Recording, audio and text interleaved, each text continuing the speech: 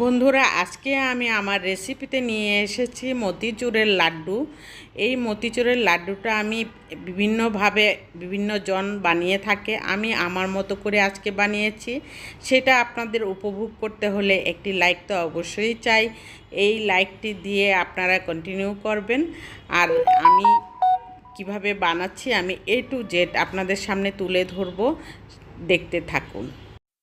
শুরুতেই আমি একটি হাঁড়ি বসিয়ে এখানে হাফ কাপ চিনি দিয়ে দিয়েছি। আর এখানে 1 কাপ আমি পানি দিয়েছিলাম আগেই।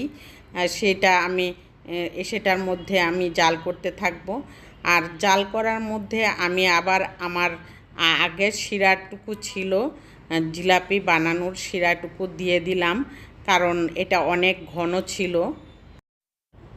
শিরাটা হতে থাকছে, এদিক দিয়ে আমি বাটিতে 1.5 কাপ বেসন নিয়ে নিলাম। তারপরে হাফ চা চামচ আমি এখানে লবণ দিয়ে দিয়েছি।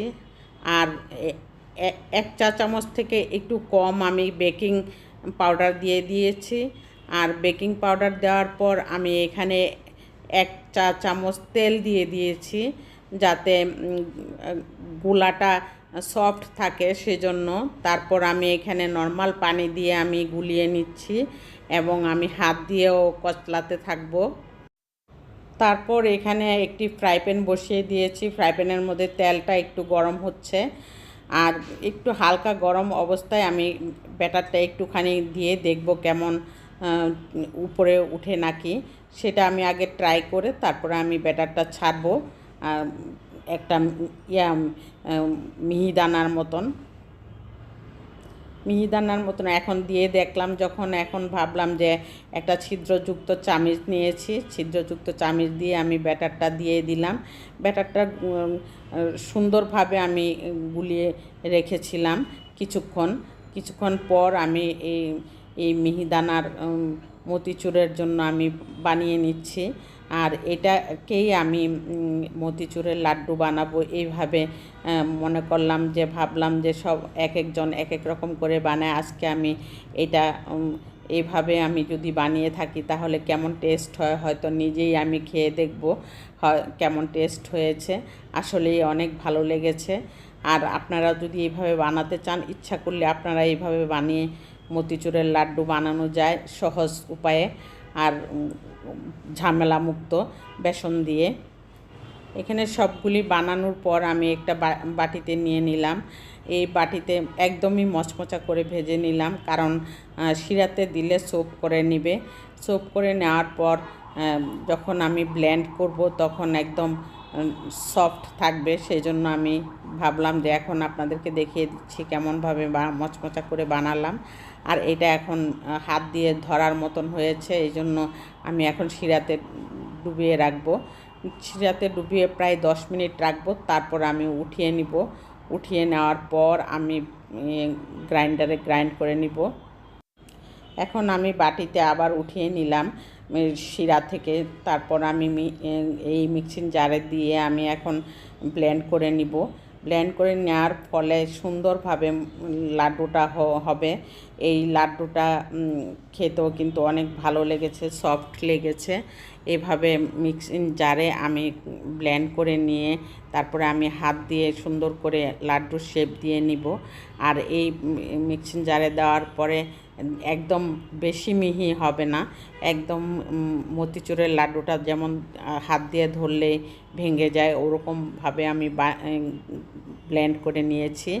আর ব্লেন্ড করার এক পর্যায়ে একটু 2-3 বার আমি চামচ দিয়ে একটু নাড়াচাড়া করে দিয়েছি, যাতে উপর থেকে নিচের অংশটা, নিচের থেকে উপরের অংশটা একই রকম হয়ে থাকে।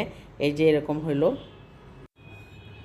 এখন আমার ব্লেন্ড করা শেষ হয়ে গেছে। আমি এখন আবার বাটিতে নিয়ে নিলাম, যাতে গোল গোল শেপ করা যায়।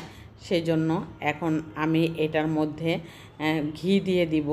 ঘি দিলে একটা স্মেল আসবে ভালো, সেই জন্য আমি ঘিটা দিয়ে হাতে আমি আবার এখানে কাজু বাদাম আমি ব্লেন্ড করে নিয়েছি।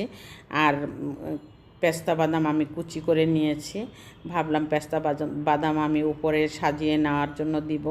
আর এইভাবে আমি কাজু বাদামটা মাখিয়ে নিলাম। মাখিয়ে নেওয়ার পর আমি ভাবলাম যে এখন আমি হাত দিয়ে শেপ বানিয়ে গোল গোল করে হাতে একটু ঘি মেখে নিলাম। মাখানোর পর আমি গোল গোল করে শেপ দিয়ে লাড্ডুর শেপ দিয়ে আমি এখানে ডেকোরেশন করার জন্য একটা প্লেট নিয়ে নিলাম। প্লেটে আমি লাড্ডুর শেপ দিয়ে দিয়ে সবগুলি আমি বানিয়ে নিব। আপনাদেরকে দেখানোর জন্য আমি পুরোটা রেসিপি আমি তুলে ধরলাম।